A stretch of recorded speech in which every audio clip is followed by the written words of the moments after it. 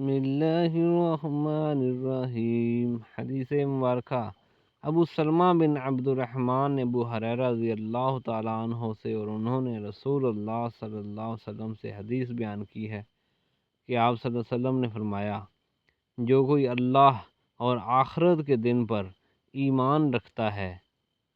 تو وہ خیر کی بات کہے